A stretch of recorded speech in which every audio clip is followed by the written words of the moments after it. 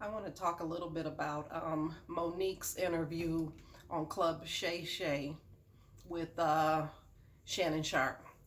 Uh, One of the things that she mentioned that she took umbrage with, and I haven't finished the entire interview, but the portions as I watch it, I'll address things as I see fit. But one of the things she took umbrage with was that back in the time after she had won the Oscar, she had been told that if she just kind of went along with the press junkets, that she would command 2 to 5 million per movie once she won that Oscar. And her comment, and I've heard her say this several times, was no black woman commanded that type of money. But I would posit that she would have commanded that 2 to 5 million. And watching the Club Shay Shay interview and him diving into her background, particularly her childhood, it would explain why she was so insecure that she didn't believe that she, Monique, could command 2 to 5 million a movie after winning that Oscar. Even if other black women weren't doing commanding that amount at the time, even though other black women, in her opinion, were worthy of that 2 to 5 million and weren't receiving it. So how could she possibly receive it? I would posit that Monique was very funny and she could carry a movie. She carried that show, The Parkers. And I remember when that show Moesha was on and she was guest appearing. And Moesha was it was a show that I didn't necessarily watch regularly, but I made sure to watch it when she would guest star, when Monique would guest star, because Countess Vaughn played one of Moesha's friends. And every now and then you'd see Countess Vaughn, the character's mother, who was Monique. And Monique was hilarious. And so whenever I knew she was guest appearing, I made sure to watch a show that I'd never otherwise really watched. And when they spun them off into their own show, I was glued to the TV set until just, life, I just couldn't watch it anymore. Maybe at some point it had jumped the shark because I think it was on a few seasons. But that show was hilarious. The ensemble cast was hilarious. She was particularly hilarious. And so when she does the movie Precious, and we get to see another side to her acting chops, and then she takes that Oscar, she would have commanded the 2 to 5 million. But I could see why she believed that she would not have commanded the 2 to 5 million, particularly when Shannon Sharp addressed her childhood. She talked about, he addressed her being in special education, and you could see that there was some shame on her part about having been in special education. And he didn't want to press her too much on it. He just wanted to address it as that was something that was part of her past. But the thing that he asked in particular that was poignant was about, like, did her siblings tease her in the house about being in special education? And she said, no, the teasing actually centered around being fat. And those were her words. But as far as the special education, no one, she almost made it sound like the other people in her house, and she even says with regard to her parents, it was almost like no one knew she was in special ed, no one cared she was in special ed, no one knew what special ed consisted of for her. And to me, that's unconscionable. To me, when a child needs special education supports and services, the household should be aware of that child's particular, we call them extraordinary children. So that's whether a child is considered particularly gifted or whether they need special ed supports and services because they're struggling with academia. They're considered extraordinary kids. And so if you have an extraordinary child in the household, to me, at the very least, the parents should have been interested in her education. But that would be the start of her not being confident and secure enough in herself to believe she could command 2 to 5 million a movie. So that's the first piece that I wanted to address. The second piece was with regard to her husband, right? Because he's the big elephant in the room. This is a guy that always goes to her meetings with her and things like that. And it's questionable to people, right? Because she's an adult. Her position is he's my management. So, as my management, it shouldn't be unusual that he's in the room with me. But here's the thing, I remember when she married this guy. I remember when people in Hollywood started kind of complaining about him being in the room. And he put me in the mind of more like a stage mom. So, a kid can have a parent with them when they're doing Hollywood or they're doing, Broadway or something like that. But there's a difference when they refer to the parent as the stage mom. That by its nature insinuates that parent is inserting themselves and they are interfering with the process of the producers and the director and the other members of the cast. And so that is what he put me in the mind of. And that's why people were complaining about this guy, is because he was something akin to a stage mom and not merely her support as management. And so it made me wonder what he was doing and saying in the room. Because you can always negotiate, and then you can get up from a table, you can consider what's been said, and then you can come back to the table, right? But stage moms, they do things a little bit differently. And that's what he was given the impression of being. But I see her point, because this is someone in her childhood who was not supported by anyone in her household. But she did well for herself. And then this guy enters kind of stage left, and he blows smoke kind of up her behind, so to speak. And I'm just going to put it that way because that was my impression years ago. And now all these things are happening and more things are coming out, but we have to actually go back right to the time when he first entered the scene, when people first started complaining, the things that she herself was saying at that time, and it should all be looked at in totality. And so with regard to this guy, I'm not saying that he's not supporting her. I believe that he believes he's supporting her. She believes he's supporting her. But sometimes that support can be to detriment, right? Because Hollywood is an establishment and there's a way that they do things. And I'm not saying that her coming in and trying to shift the way they're doing things is not correct, because, right, there's always room for paradigm shifts. But the fact remains that with regard to Hollywood, first of all, let me talk about those press junkets.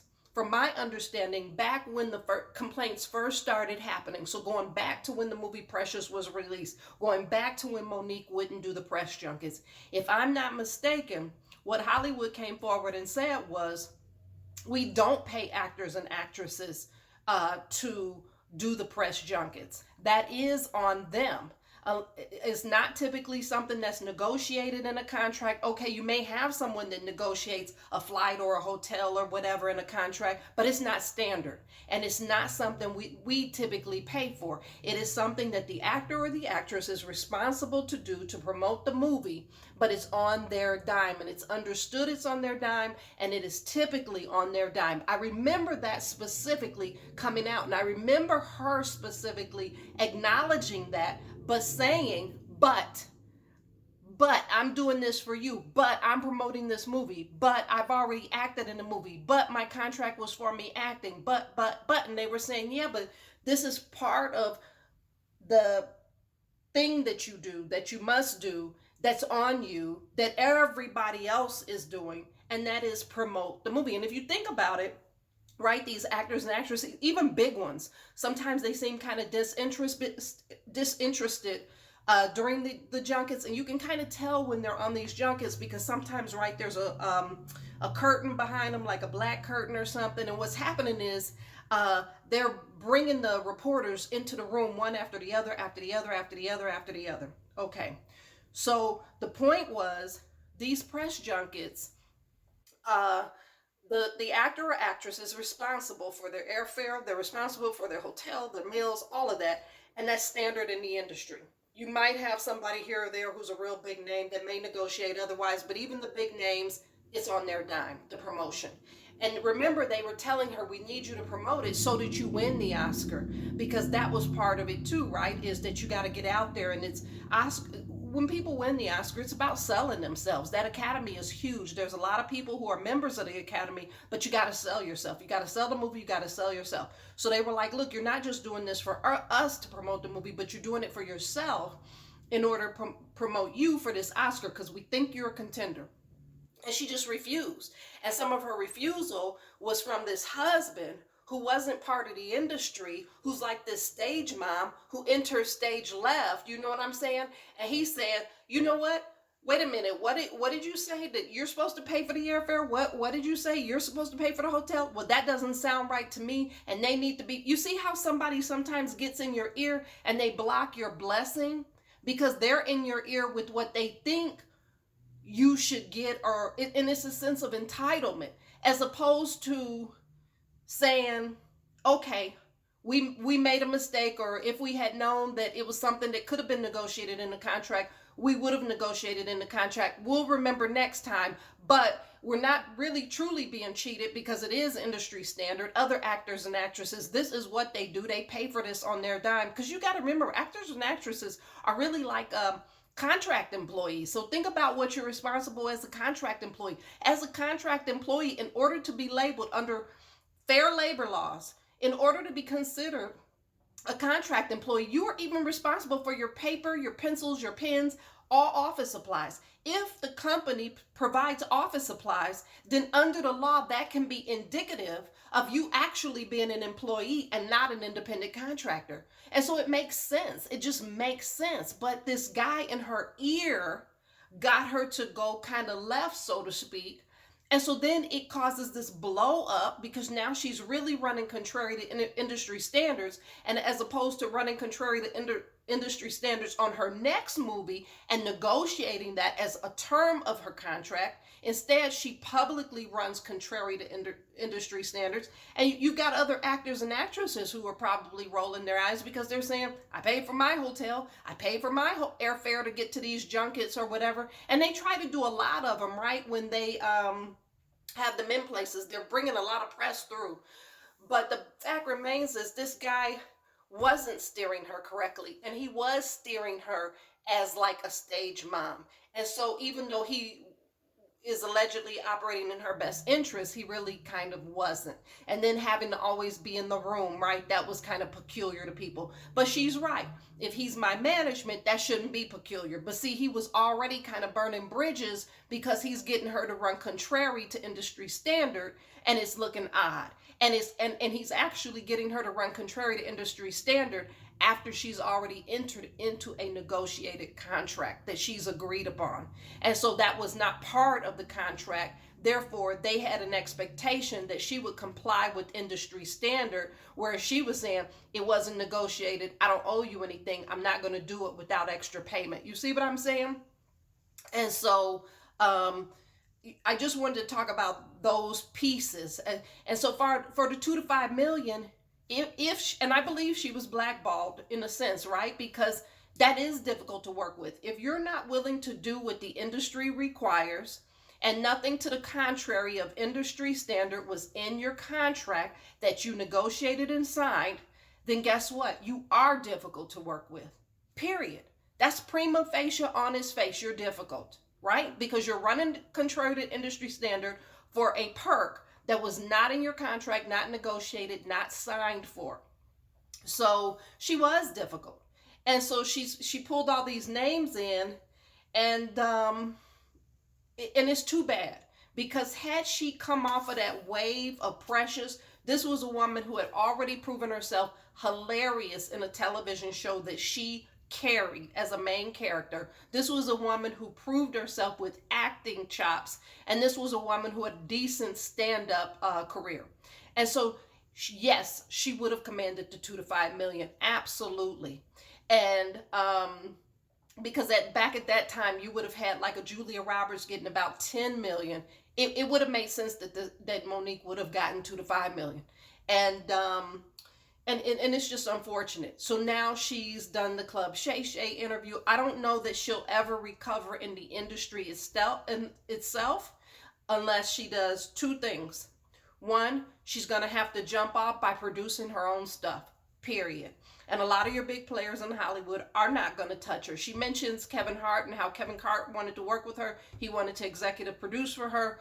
But then all of a sudden, his management comes back and says he's not interested. And then he says there's been a mistake. And then 2 years later, she still hadn't heard from him. What I believe happened is Kevin had every intention of executive producing for her. But when he asked his people to reach out to her, his people ran interference and were like, no way, Jose. And so then she calls Kevin, and Kevin says, it's a misunderstanding, let me check on it. I believe he did check on it. And I believe his people said, no effing way. No way, Jose, it's not happening. And she's untouchable. And so then Kevin just fell silent, right? So she's going to have to executive produce her own stuff. She's going to have to prove herself with her own stuff. And then at some point, if she keeps her mouth shut, and if her husband can keep his mouth shut, eventually, slowly, because Hollywood does have a very short memory, so does the public. And so if she can keep her mouth shut, her husband can keep his mouth shut after she has executive produced some projects and put her money where her mouth is, I do believe that she can recover, right? She can absolutely recover. But right now, as it stands, with her going around as though she's the victim and every other player in this scenario is the villain, the bottom line is this: there's going to be no recovery unless she can fall silent, unless her husband can fall silent, and unless she puts her money where her mouth is and executive produces her own stuff. I'll come back with more video. I'm still working my way through the Club Shay Shay interview with her. But that was noteworthy that you had someone who came from a household where she really, she was a kid who wasn't supported. And then she was a kid in special education. Special education back when she would have been in school is not even what it is today. And so she would not have had probably the necessary supports in school, but she definitely, from what she has said so far in this interview, she did not have the supports at home. And that's in the first 30 minutes of the interview. He dives into her background and her childhood and her education. So she was not secure in herself. So that would explain why she believes she couldn't get the 2 to 5 million. That would explain why she ends up with this guy that's really running interference and blocking her blessings. That would explain a lot. So I'll be back with another video in a bit. All right, bye.